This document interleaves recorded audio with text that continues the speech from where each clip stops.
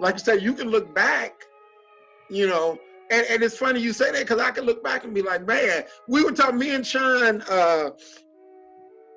Sean had treated us to dinner maybe about 2 weeks ago. Because I still talk to Sean a lot. So he treated us dinner about 2 weeks ago for her getting her pro card. And we were laughing about the time we had the Christmas party and you at the Christmas party and then took that step back and failed.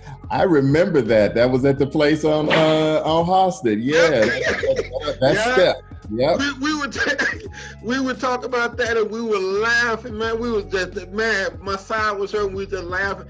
But it's things like that there's no dollar amount or value that you could ever place on that. That's a memory that during that time that's just it just stands out with you and it grows with you and you'll have it to the day you die, you know what I mean? And then money could never replace that. It can never replace great friends, great memories, great times, you know, and everyone did that because they just loved, you know, I loved training. Sean loved managing my plays. You loved being there. It just, the whole thing was about love, so we could just sit back and laugh at it. And you're right, there's no amount of money. And that's what, like, now I'm definitely considered one of the old guards in this business.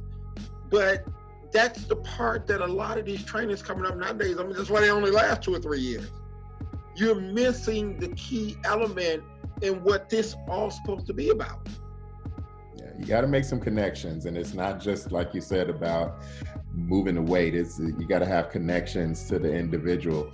You know, I had a coach. I had an executive coach, and you know, we talked about the things, right? So what tools could he give that would help develop me from a leader in an organization? But he also talked about, you know, you also have to deal with the physical, right? What are you doing to, you know, take care of yourself? If you, I didn't know it till he told me, you know, the CEOs for these top 100 companies, the top 100 companies, and all the extra care that they have to make sure that they are mentally, physically, emotionally strong to be able to do the work that they do. And it's a similar process that I try to go through now based on that advice that I got from him, you know, some time ago. Yeah, it's a well-rounded thing. It definitely health, and I tell people health before vanity is what the whole ball game is. It's like to be able to, you know, like I know you still, and you go and you do your cardio and you do all that, and that clears your head to deal with the situations you got to deal with. If you have no outlet to balance that out, then comes in the other vices that make things a lot worse on your life. You know, stress, drinking, this, drug, this, and that. Whereas the health of a clear mind, it does become your drug. So I tell people all the time, it's not so, yeah, we all want to look better. We all want to work out, look better, you know, waistline go down or whatever, but the benefits of what it can provide, it makes you better at your job. And this is what I try to tell trainers. It's not about everybody trying to look like they did when they were 20. You ain't going back there. You know what I'm saying? It becomes about helping that person through what you do become a better person for what they do. You know what I mean? And if you take into account and understand lifting weights and vanity is not the number one goal. You know what I mean? It's not the primary goal, but yet if they're coming in for other reasons and you're pushing this, y'all not matching up. Right. You know what I mean? Y'all not matching up. Sometimes people join a trainer to, okay, I'm going to get in shape, I want to work out.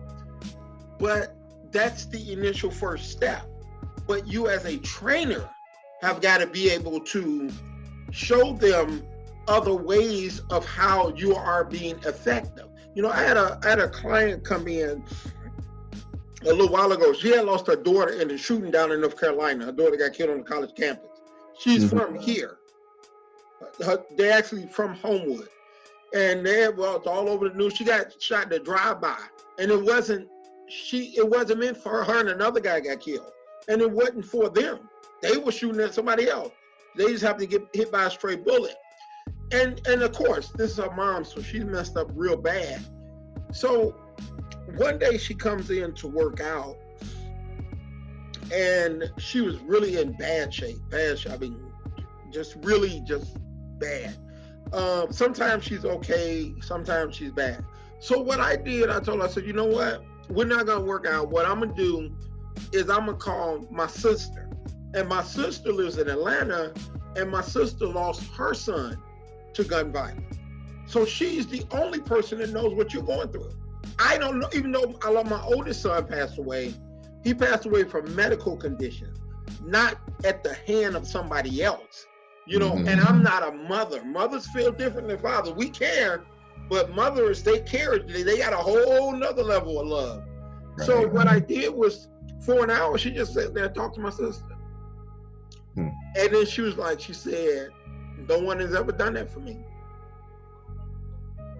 It's because you know. Yeah. You know, because it's about more than working out. Yeah. You know what I mean? It's about you as a person. What can I do today to help you? That day was about you sharing with somebody. Maybe another day it'll be about something else. But as a trainer, I have to be attentive to those needs and meet those needs, because it's more than just, all right, well, I know you're having a hard time, but give me 5 more. You know, people don't want to hear that, you know. Right. Although you're going to say, give me 5 more, but yeah. Oh, yeah, we definitely had a good workout after that. So, but yeah, that was a 2.5 hour workout that I could only build for an hour. But she felt, when she left here, she felt just outstanding. When I called my sister was like, you know, I'm at work, I'm on a conference call. I'm like, hang up. This is more important, hang up. So she hung up, and they just sat there and they talked, cried, everything. She was like, man, nobody ever did that for me. And I'm like, that's the only person I know that know what you're going through.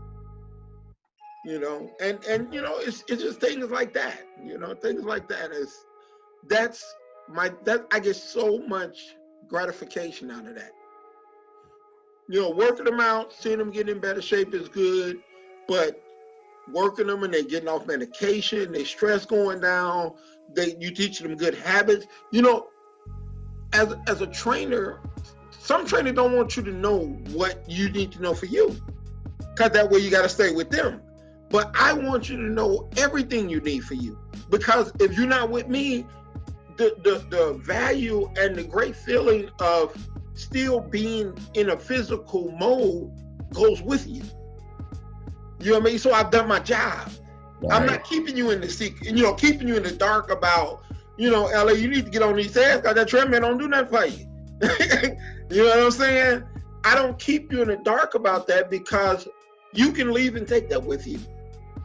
And you can still be this great person that I'm sitting there interviewing now. You know what I mean? You don't lose the relationship when the person, for whatever reason, whether they move, they can't afford, whatever, you don't lose that person. And to me, it's always been more about people, always. Hey, we've been chatting for an hour like we ain't never stopped. Yeah, like all right, man, I'm gonna let you go. I appreciate the interview. I'll send you got a different number, don't you? Yeah, I'll text it. I'll text you. Okay. Your stuff still the same? Man, still the same, man. Yep, I'll text you. I can't afford no new service, man. I gotta stay with Sprint, man. At least you ain't say Cricket. But I'm gonna send you a link once he edits this, and then we put it up. I'll send you a link to it. It'll be on YouTube. All right. All right, sounds good. All right, man. Take care of yourself, man. It was great talking to you. Tell Kim I said. That's right. Keep me posted on the grand opening. You know I'm gonna be there. Oh, definitely.